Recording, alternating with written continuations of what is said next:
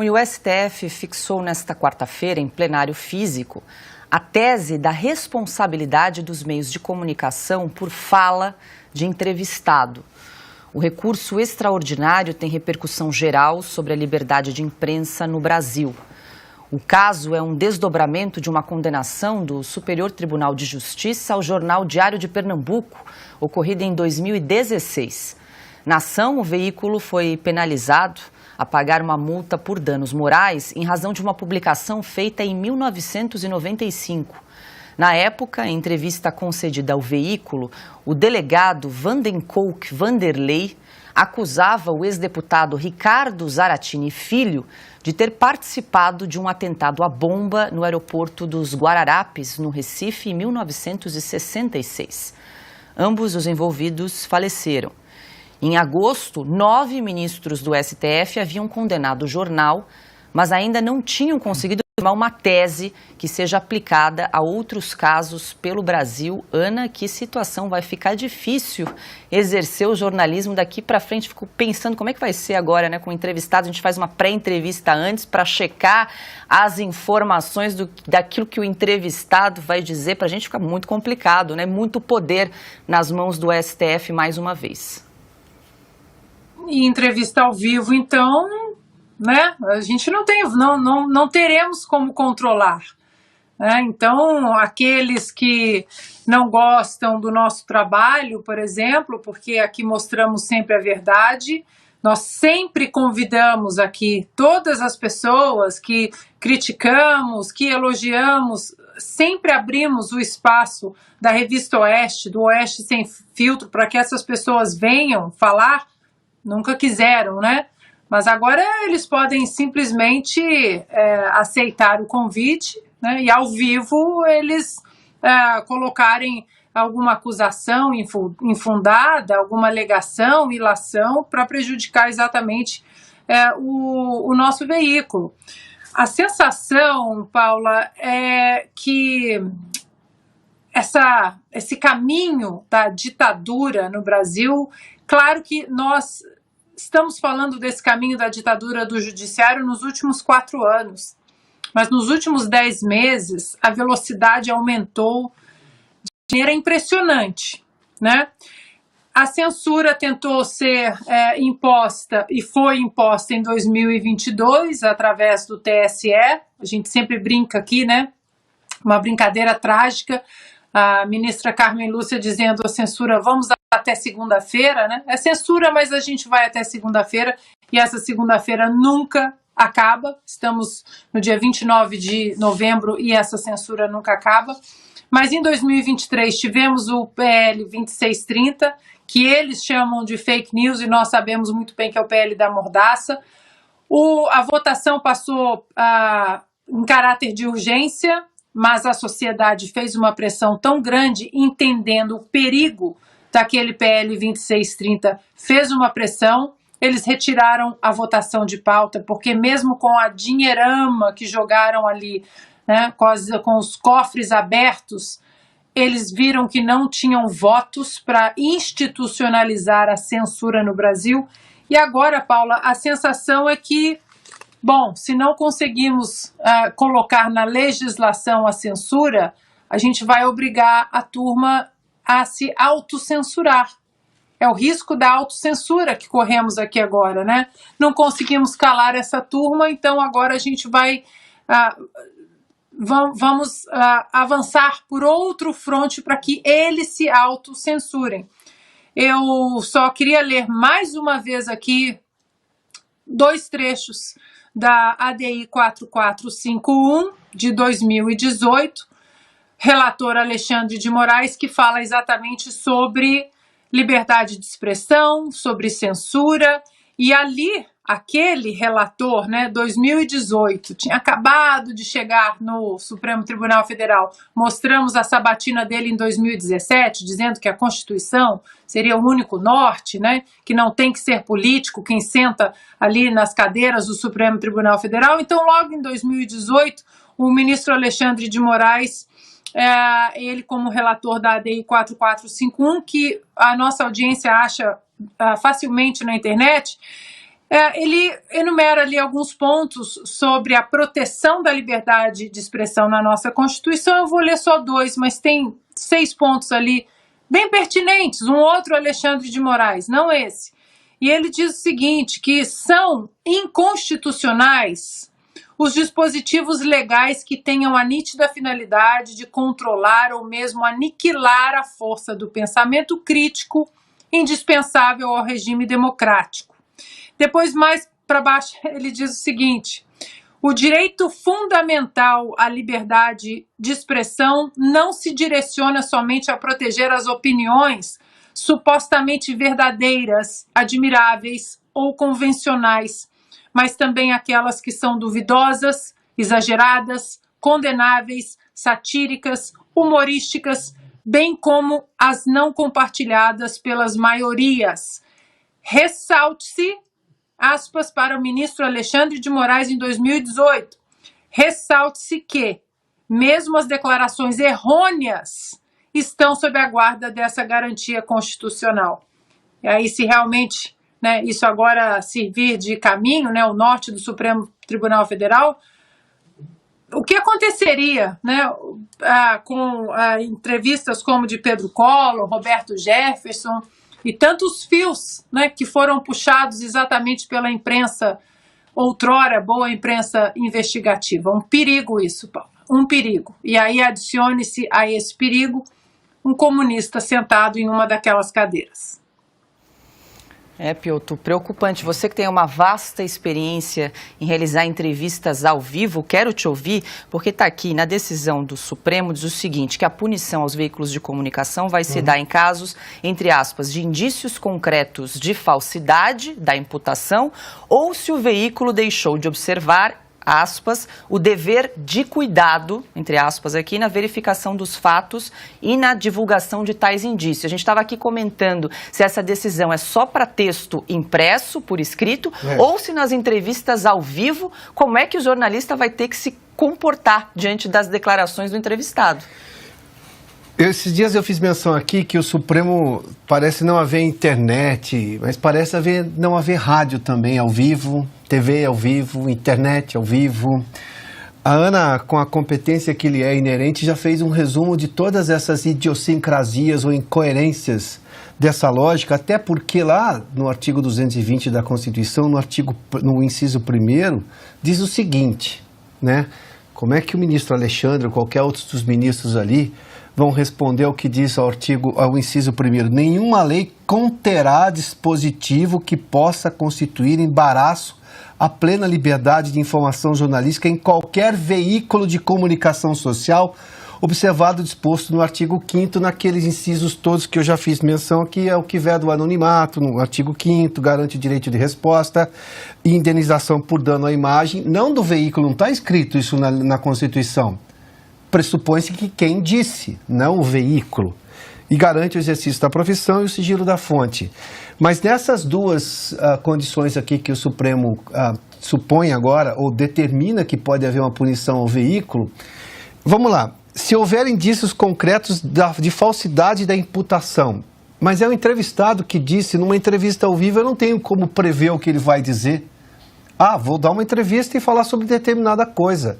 Isso é da natureza de uma entrevista ao vivo, que seja ao vivo, obviamente as pessoas falam o que vem à cabeça delas naquele momento. Aí depois, se o veículo, no caso o veículo para ser punido, deixou de observar o dever de cuidado na verificação da veracidade dos fatos e na divulgação da existência de tais indícios. Isso pressupõe a lógica de um jornal impresso, que eu faço uma entrevista, passa por um editor, o editor analisa todas essas situações e depois decide se publica ou não. Ainda assim é uma afronta à liberdade de expressão. Ainda assim é um embaraço à liberdade de imprensa. Coisas que a Constituição terminantemente proíbe. Está muito claro isso. Mas neste caso especificamente, como é que eu entendo isso para uma entrevista ao vivo? No rádio, na televisão, na internet. Porque eu não posso prever o que o entrevistado vai, senão eu estou censurando o entrevistado. Aí o Supremo vai dizer que eu posso ter o direito de censurar. Primeiro que eu não quero censurar o entrevistado. Não é dever jornalístico censurar o entrevistado. Muito pelo contrário. É o direito que o entrevistado tem de dizer o que ele pensa. A escolha de eu entrevistar alguém ou não, isso sim é uma escolha do jornalismo.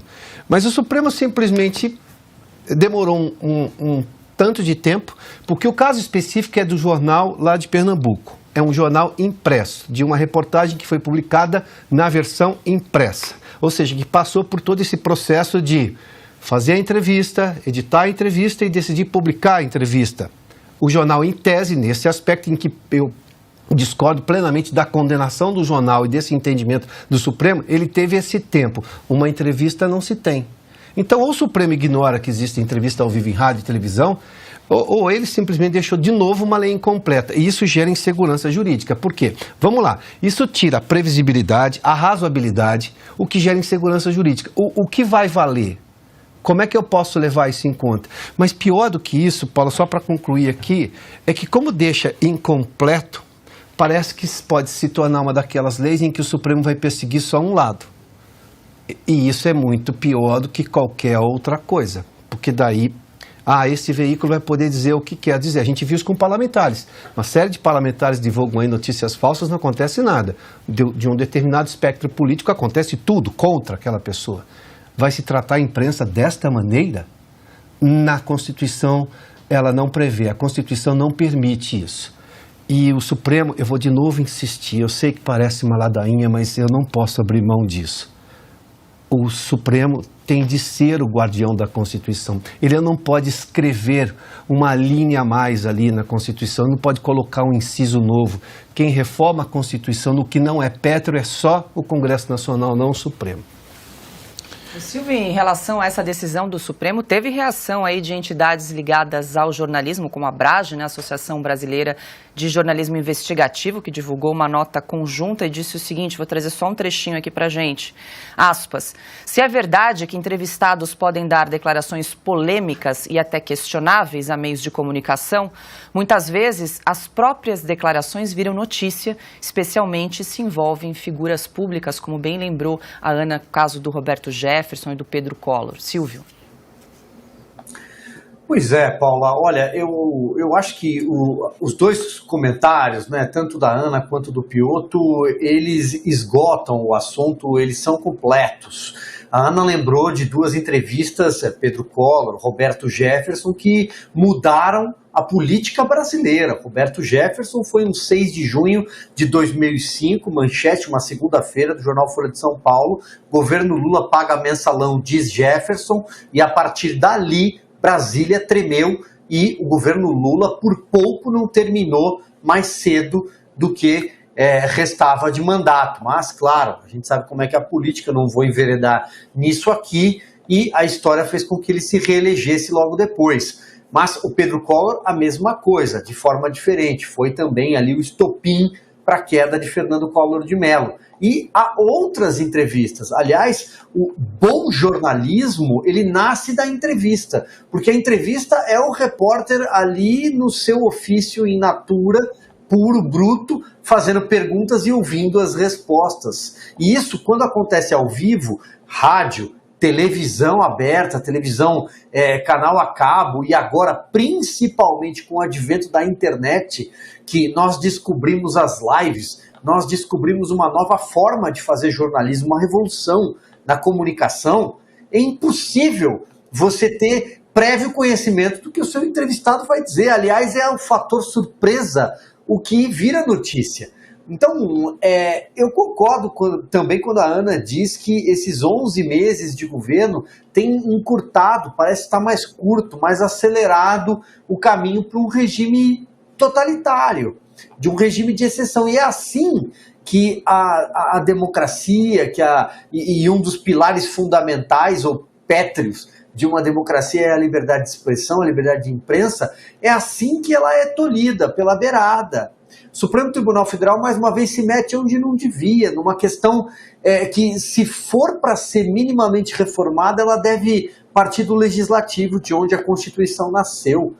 O Supremo deve guardá-la, mas ela nasceu no Legislativo. E se ela tiver que ser modificada, ela tem que ser modificada no ninho, por quem foi eleito pelo povo, e o poder soberano é o do povo, e não do Supremo. A função do Supremo é simplesmente fazer com que ela permaneça intacta e não remendá-la. É mais um sinal de tempos estranhos esses que nós estamos vivendo. Eu acho que o caminho rumo a uma ditadura, sim, e é uma ditadura do judiciário em consórcio com o presidente Lula, eu acho que esse caminho está sendo encurtado.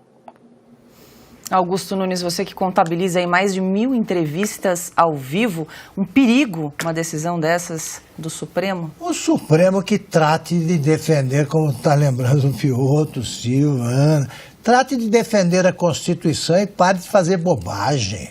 Essa lei não pega. Não pega. Eu pergunto, entrevistas antes, já que o Supremo decidiu que a lei pode retroagir contra o réu, é o seguinte: eu pego uma entrevista antiga do atual presidente do Supremo dizendo que o Cesare Battisti é inocente. Pode? Pode. Ele nunca admitiu que o Cesare Battisti é culpado. Ainda não, ele não tocou mais no assunto. Vale. E se eu pergunto agora como é que eles vão fazer com o caso... Aliás, estão todos convidados para dar entrevista para a gente. Como é que faz? Eu quero saber, por exemplo, o que eles vão fazer com o caso do Clériston. Há um cadáver na praça, não vai sair enquanto não for ensaiada, pelo menos, uma tentativa de explicação. Eu quero saber o que eles têm a dizer sobre isso. E se eles mentirem, são condenados? Ou eu sou responsável? Vale pra gente? Ou é só jornais? Então, eles ficam se metendo nesses assuntos que já estão resolvidos pela Constituição, porque o que eles querem é prender quem não votou no Lula, sob qualquer pretexto. Eles estão inventando moda aí, procurando chifre em cabeça de cavalo, porque são todos os ministros odeiam o cumprimento da Constituição, reescrevem todo dia a Constituição e estão com mais uma. Agora, há um cadáver na praça, não foi removido nem será. E mais, não estão percebendo que a população perdeu o medo? Que mais e mais parlamentares perderam o medo? Não estão ouvindo as verdades? Está claro que quem mente no Brasil o tempo todo é o Supremo. Defende teses insustentáveis, não explica o que tem de explicar, prendem sem julgamento, e agora estão querendo prender mais gente, não aprendem nunca. E prender sem julgamento, e culpar os outros pelo que alguém falou. Você percebe que eles estão aí batendo a cabeça uns nos outros, né? Isso é um sinal de confusão mental. Tratem bem a Constituição, parem de atropelá-la e parem de pensar em bobagem. A Constituição proíbe censura. Ponto.